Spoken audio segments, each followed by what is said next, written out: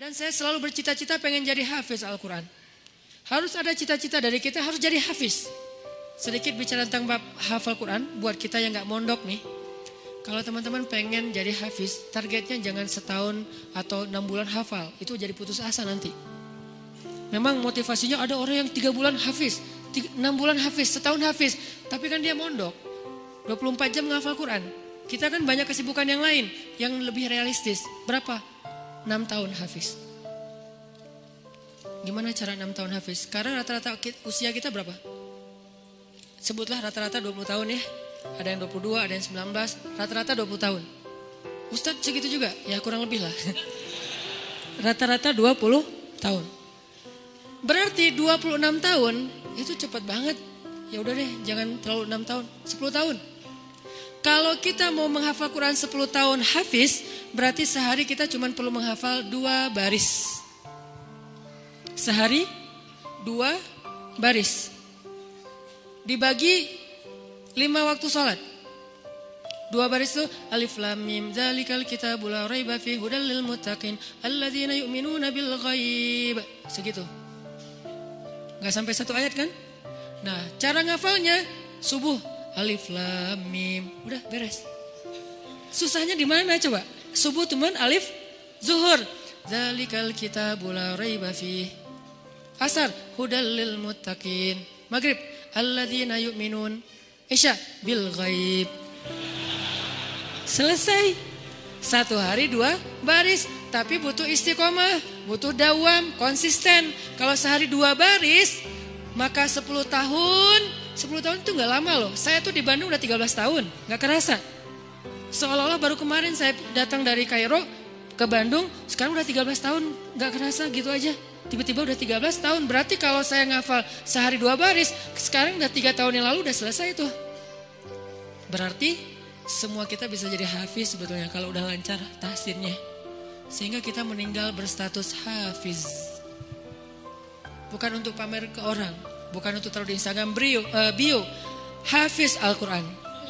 Itu mah bebas lah, terserah niat ya. Saya kan gak mau menjudge kan, ada orang yang menaruh gitu supaya jadi syiar. Ada yang mungkin dia riak, kalau dia riak dia rugi. Kan ngafal Quran gak gampang, masa mau dihabisin dengan hanya taruh di bio, rugi banget tuh.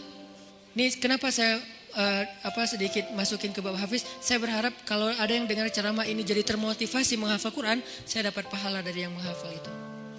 Ternyata targetnya gampang, 2 baris sehari, 10 tahun khatam. 2 baris itu gampang banget. Alif, alhamdulillah. Zuhur, Rabbil alamin. Asar, Ar-Rahman. Maghrib, Ar-Rahim. Segitu doang ngafalnya, gampang banget. Kul, Zuhur, ya. Asar, ayyuhal. Gitu doang kan, saking gampangnya. Kapan itu khatamnya Ustadz? Gak tahu, pas sakaratul maut kali. Saking pendek-pendeknya. Nah, maksud saya target sebelum meninggal hafiz. Tapi kan kita gak tahu usia kita Ustadz. Memang kita gak tahu. Ini mah target semampu kita. Kalau meninggal sebelum 10 tahun, yang penting kita udah punya niat. Siapa yang berniat baik dan tidak tercapai, maka dia dapat pahala kebaikan yang utuh. Siapa yang tercapai, dia dapat pahala 10 kali lipat. Kalau kita meninggalnya usia 40 tahun, usia 50 tahun, udah hafiz. Tahu gak kedudukan hafiz di akhirat nanti kayak gimana? Itu keren banget. Harus cemburu kita sama orang yang hafiz tuh. 1, dijamin surga. Kalau dia ikhlas, dijamin surga. Kita tuh bukan golongan sahabat. Saya kemarin pas datang ke kuburan Uhud ya, namanya Jannatu Uhud, surga Uhud. Kenapa? Karena di situ dimakamin 10.000 ahli surga. Pas saya datang ke kuburan Uhud, saya ngerasa duduk aja lama di situ ya, mikir beruntung banget ya mereka. Semua dijamin surga. Duduk di kuburan Uhud itu nggak ada serem-seremnya. Benar-benar namanya surga Uhud. Karena kayak kita duduk di atas taman surga. Kan datang ke kuburan tuh ada agak-agak serem gimana gitu kan. Ini gak ada seremnya sama sekali, nyaman. Merpatinya banyak, hingga di atas kuburan-kuburan itu. Dan di atas kuburan itu kita bisa tahu beberapa. Ini kuburan Sayyidah Aisyah, ini kuburannya Ibrahim anak Rasulullah, ini kuburannya Imam Malik, ini kuburannya misalnya Fatimah, ini kuburannya Ummu Kulsum, putri-putri Rasulullah. Duduk aja di atas kuburan para sahabat. Beruntung banget ya mereka dijamin surga. Kita nggak dapat kesempatan itu karena nggak sezaman dengan Nabi. Tapi kita punya kesempatan lain. Gimana? Hafiz Al-Quran, dijamin surganya. Dengan syarat ikhlas dan tidak berbuat dosa besar. Dijamin surga. 1. Kedua, bisa bawa 10 orang selain mantan ke surga. Kasihan juga ya mantan ini ya. Makanya jangan jadi mantan. 10 orang. Siapa aja? Ayah, ibu, udah pasti tuh. Makanya saya pengen menghafal Quran biar kalau saya khatam, saya ngerasa di dunia tuh belum sempat berbakti sama ibu dan ayah saya. Keburu meninggal pas tsunami. Nanti saya pengen berbaktinya di akhirat. Berbakti di akhirat, hafal Quran. Sehingga nanti di akhirat saya berharap berhusnuzon ke Allah, bukan sok pede ya. Kayak Ustaz udah paling pasti masuk surga aja. Bukan, husnuzon ke Allah. Gak boleh sok pede. Kalau sok pede namanya mentazkiyah diri sendiri. La tuzakku anfusakum.